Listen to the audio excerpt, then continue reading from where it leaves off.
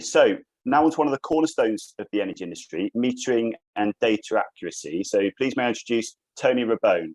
Tony, over to you. Hello, Ed. Can you hear me? I can, thank you. Fantastic. Great to hear about the options available to those shaping the net zero strategies. And metering should be right at the front of that journey, not an afterthought. Metering leads to data about consumption, and an understanding of consumption can lead to reduction in consumption, which means less cost and reduction in emissions. It's fairly simple. But you might ask, how does that actually happen? There's several ways it does. First is simply the reduction of wastage. That might be through influencing behaviors, more structurally changing ways of working, perhaps engaging with employees and users on energy, or assigning accountability for specific targets around the consumption of energy and other services. So we know that good housekeeping can lead to significant reduction in consumptions. For example, easily 10%, depending on where each party is on their journey towards net zero today. A second way I would say is involved with supporting investment cases.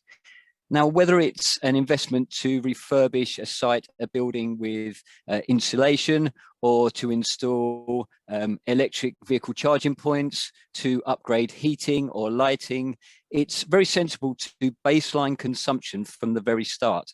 And that helps build the investment case, but also target decisions to those with the biggest bang, I would say.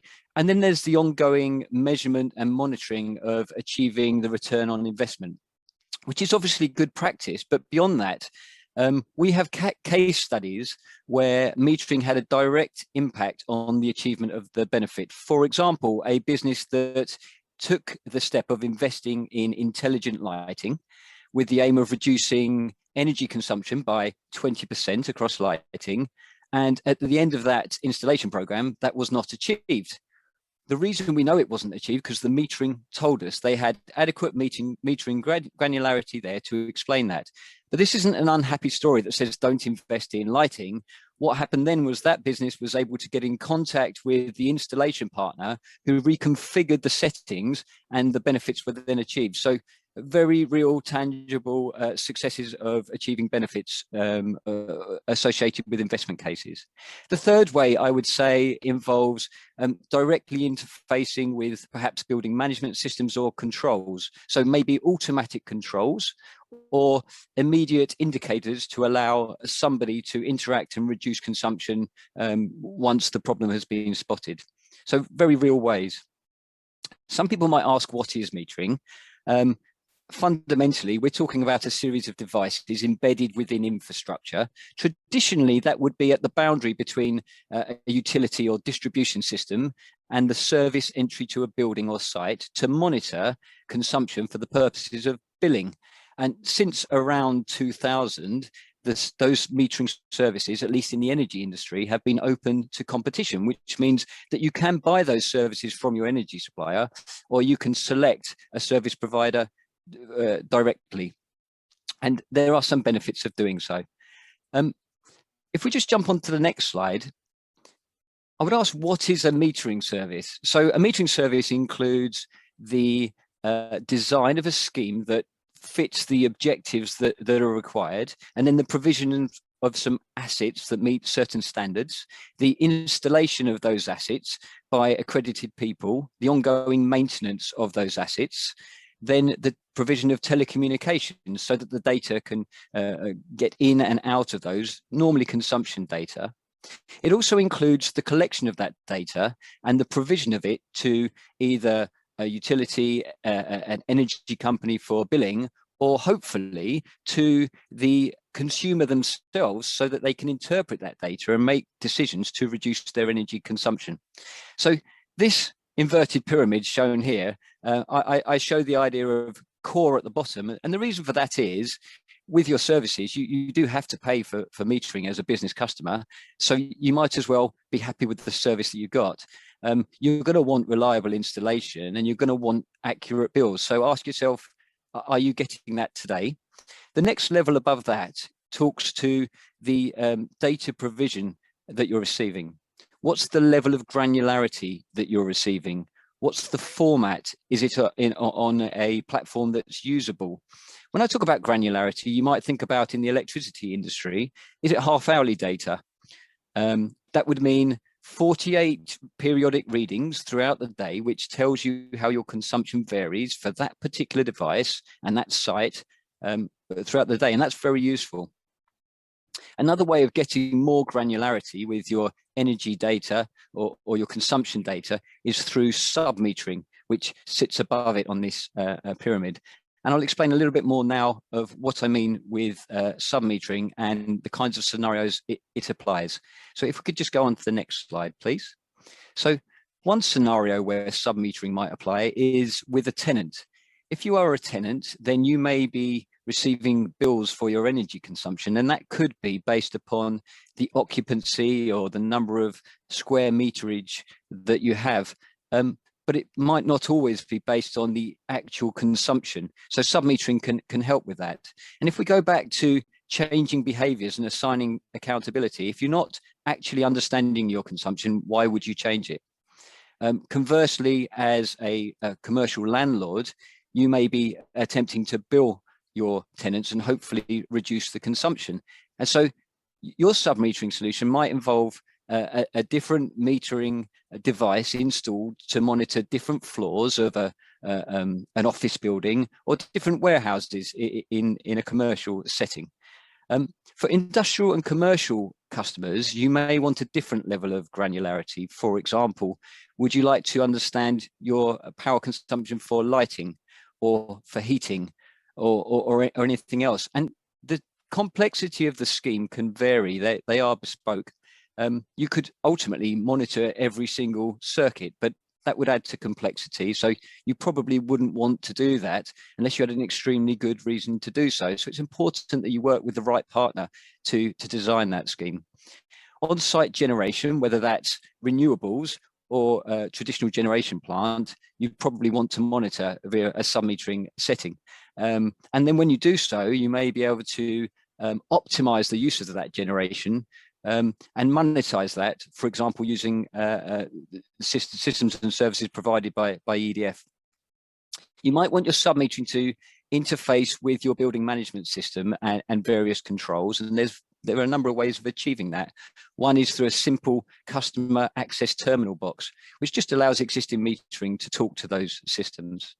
And beyond that, another level of detail that you might want to explore is around power quality, whether that's power factor or harmonics. That's not for everybody. So what would I do next? If we jump onto the next slide, there's some simple points that I'd like to highlight. The first thing I'd suggest that business consumers do is to consolidate their metering contracts. Consolidate them, and that way expect an efficient and a reliable installation and management service, and make sure you're going to get accurate data. Then understand the health of your metering portfolio. Some of your meters might not be working, and if they're not, your operator and service provider should be able to correct that and introduce telecommunications to get the data you require. Beyond that, I suggest you survey your sites and your infrastructure to check if there's any gaps in your current knowledge about your consumption. You may have expertise within your business that allows that to happen, but if not, just engage with the consultant or come and see us. We have the expertise to help. We offer a consulting and surveying service, irrespective of whether you choose to go on and install a more complex scheme. Choose the right level of granularity and get adequate data visibility. These are fairly simple steps to start. What would I look for if I was choosing a partner? I think first and foremost, a safe and reliable expertise, because ultimately these devices are going to be in your sites and your premises for many years to come, and they have to operate correctly, accurately, and safely. I'd advise to be aware of hidden costs.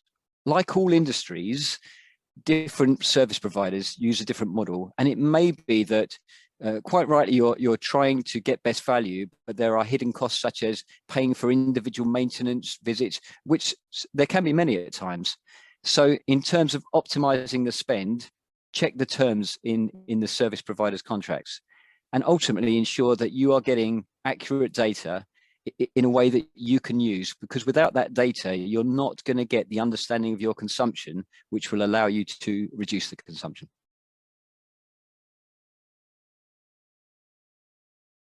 Thanks, Ed. Excellent. Thanks, Tony. I think that's a real eye-opener for people into the world of metering. Thank you. So I expect we've got on the call now, in terms of looking at the invite list, we've got a lot of customers with multi-site estates. And, yes. and as you mentioned, we've kind of had a bit of a to and fro in the metering industry, and they may have outdated multiple meter operations in place. Yep. I know you mentioned it briefly, but could you just give us a bit more information around what the benefit of consolidating all of your metering operations under one operator might be? Yeah, absolutely. If you're a business with multiple sites, then you will be paying for your metering services at the moment. You might not know it, but you will be. There's a good chance that engaging with a service provider will allow you to improve the spend, so it can directly save you money. And the reason for that is that if you enter into a contract with a meter provider, such as ourselves, but there are others as well, then we understand the level of commitment that's required and can optimize the charges appropriately. So that's a really good starting place. The other thing with relation to net zero is we've said the importance of data. If you consolidate, then you can expect to get data provision in one place that's usable and useful. Without that, you're going to be looking all over the place for different standards. Definitely makes sense. And if the customer is looking to progress this on the net zero journey, they're looking to potentially upgrade their metering equipment, install sub-metering perhaps. Could you give us a feel over the sort of likely costs and potential disruption that might cause? Yeah, that's a good question, actually. So the first thing to say is you're paying for metering. So it might be your first step is actually a cost reduction. If you're paying already, you may be able to optimize that spend. So that's useful. Beyond that, there's some very low cost investments you can make. The first one is making sure that you're getting data. That may cost you something slightly different, but we're not talking of tens of thousands of pounds invested here to just get visible data necessary, depending on the size of your portfolio and your estate. When it comes to upgrading and installing multiple new metering devices, that's extremely varied.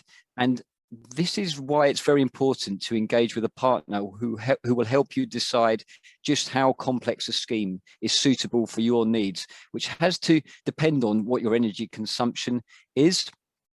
So schemes can be as low as a few hundreds of pounds if it's a small item, a few thousands of pounds, or for a large organization with multiple sites, it could go beyond that. But what we do know is that the investment will get a return in the longer period.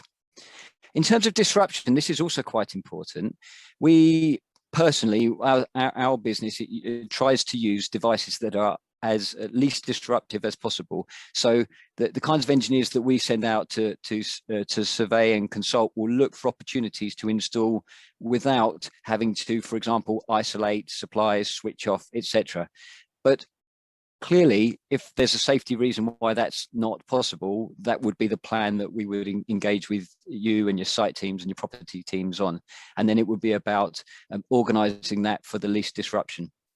With regards to just your core metering services for sort of energy billing, etc., it's really important for many customers that the parties that are going to visit them site understand the protocols. So when you select a party, make sure they understand your protocols and they're able to give you a service that's relevant to your needs, as opposed to you going through a large field operations machine that perhaps can't respond to your needs. So that's another way of reducing your disruption. Excellent. Thank you so much, Tony.